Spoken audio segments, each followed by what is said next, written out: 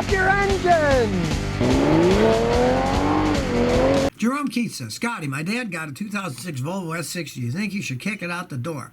Well, it depends on what he paid for it and what shape it's in. Those are actually solid engines. Trannies, a little weak, and the fuel injection system, a little weak as they age. But it depends on the mileage, because I've had customers get primo ones, S60s, used, 4 or 5 grand, 60, 70,000 miles, and they didn't start to break down until they got 130, 140,000 miles on them. So if they lasted that long and they got them for 4 or 5 grand, not a bad deal. Depends on what he paid for the vehicle. Volvos make solid cars. They are European cars and they become endless money pits as they age. But of all the European cars, if you watched the video I made the other day about the worst to best, I picked them as the best European cars these days because they do hold up reasonably well. They're expensive to break as they get really old, and they're super expensive to buy brand new. They're not giving the things away. I'd never buy a new one. But there are the best of what the Europeans make. MTB Mittler says, thoughts on the Chrysler TC by Maserati? Yes, probably the worst car ever made in the history of mankind. Back in those days, Chrysler owned Maserati, and they decided, we're going to make a Chrysler Maserati, and they called it the Chrysler TC by Maserati. It was a horrendous, ugly K car to begin with, so it looked ugly as could be. And it had Maserati parts in it. The first time I ever worked on one, I couldn't stop laughing. I jacked it up and I looked. It had dual exhaust, right? But it turns out that the left side was a real exhaust and it was a muffler and it went to the engine. And the right side was a fake tailpipe and fake muffler that was connected to nothing. It was just sitting there for looks. And the rest of the car pretty much fell in. The guy bought it because it'd be a collector's item. I said, the only thing he's going to collect, buddy, is dust. Then when he found out the brake modulator broke, it was going to cost him $1,800 if he could find one because Chrysler no longer sold them. He ended up selling it to a junkyard. They were probably the worst car ever made in the history of mankind. Well, Chrysler, Maserati, two companies that make nonsense together make double nonsense. Mezowich said, should I buy a new Tesla Model Y for my next new car? Well, if you don't care about spending money and you want a fast electric car, go right ahead. Just realize that they have one of the worst resale values in the world, all of the Teslas. I had a customer last year buy a used Model S. Now, this car had 15,000 miles.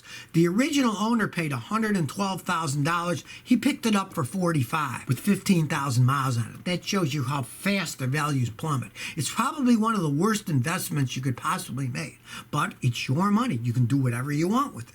Just realize it's a fully electric car. You got to recharge it, and its value is going to plummet like a stone. Kind of like the stock. You know, it almost made it up to like $1,800. Now it's going down. Well, you watch Scotty. I'm predicting the future. I predict that Tesla stock within the next year or so will probably be $500 or less. It's totally overrated. I read about a guy who analyzed it who was an economic guy, and he said his target price for them is $500 in the next 6 months. So let's see if he and Scotty are right. Watch this in the future.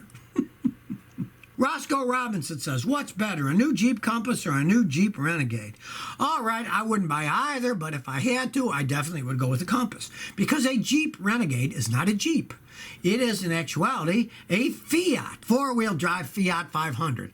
It has nothing to do with Chrysler Company. It is Jeep. It is made in Italy. They are Italian cars. They are not Jeeps. They just bought the company and decided to call them Jeep Renegades. They're probably the worst Jeep ever made in the history of mankind. So if you have to get a Jeep out of those two, get the Compass. Emmett Milan says, why is Mitsubishi Motors going to be pulling out of the United States? Well, what do you think? Lack of sales. They were never that big in the United States to begin with. When I was a younger mechanic, they were selling them through Chrysler. A lot of the cheaper Chryslers were Mitsubishis rebadged and sold in the United States, and they were crap wagon. I had a customer that bought one.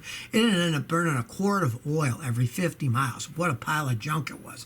Then they tried selling them, then they pulled out, then they came back, and they'll just probably pull out because of lack of sales. They don't make such great vehicles. You know, Mitsubishi is part of a gigantic Japanese conglomerate factory. You know, Mitsubishi's the company that made the Zero fighter planes in World War II. They've been around a long time. Cars is more of a sideline for those guys, so they don't really care that much about it. Christian Velasquez says, is it worth ordering a Ford Bronco? Well, I'd have to get a crystal ball on that. Me, I would never buy a new anything that came out. You don't know what they're going to screw up on. You have no idea if they're going to last.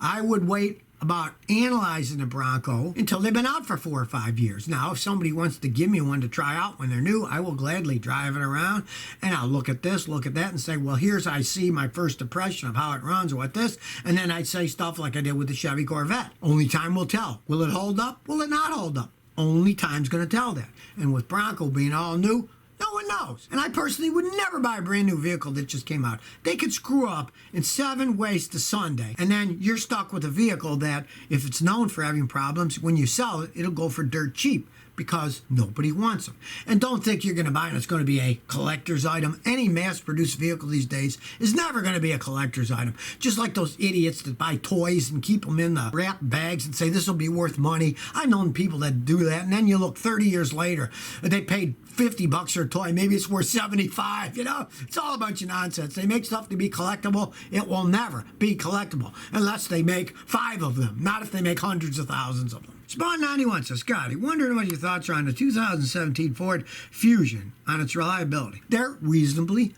reliable cars. They were called Fusions because back when they started making them, Ford and Volvo had a deal. And actually, Ford took a bunch of Volvo technology that was really good technology and applied it to their cars. The Fusions were one of the first Ford sedans in modern history that really rode well because they took the rideability that Volvo found and applied it. They were good cars. They were not bad cars. My neighbor had one. He loves it. Now, the Focuses, you sound kind of the same Focus Fusion. They were terrible cars, and they're buying a bunch of them back because of transmission problems and yada, yada, yada. But the Fusions did not have that problem. That said, you buy a Fusion, definitely you want a V6 because those were the best ones. They last the longest. Now, they're not making them anymore, so, you know, that also says something, but they still can be reliable cars. Rico Delord says, how reliable are 2016 used Ford Explorers? They can be decent if they were taken care of well. Because if you don't take care of them, they can be horrendous cars. But you can often get a decent price on a used one. But you have to do what I always say. Have a guy like me, a good mechanic, check it out. Because we have fancy computers. We can see if there's anything wrong.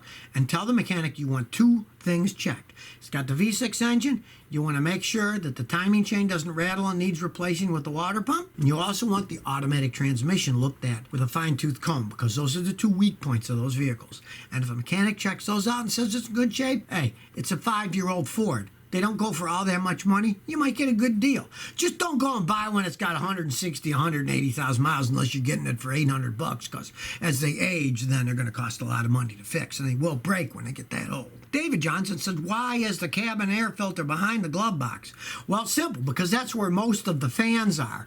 The intake fan for your heating and air conditioning system is behind there. And so they want to put the filter right before the fan, so any crud gets in the system, it's going to be filtered out there. And most cars, you can just flip them, pull them down, get the filter out. It's not that big of a deal. And I mean, some European cars, they're absolute buttheads, like everything else the Europeans make. And there's like an hour-long thing you got to take apart to change them. That's just plain stupid. But most cars, like in my Matrix, there's one little plastic Phillips head screw. You unscrew it, the whole thing pops down. You pull it out, change it, and put it in. You can do it in 5 minutes or less.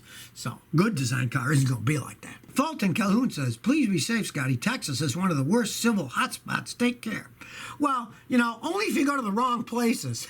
I remember when I moved down to Houston, that was 1979, right? And back then, a few years later, Houston was the murder capital of the United States. And people, oh, you live in a murder capital of the United States. And then every month in the paper, they would have the list of all the people that were murdered, right?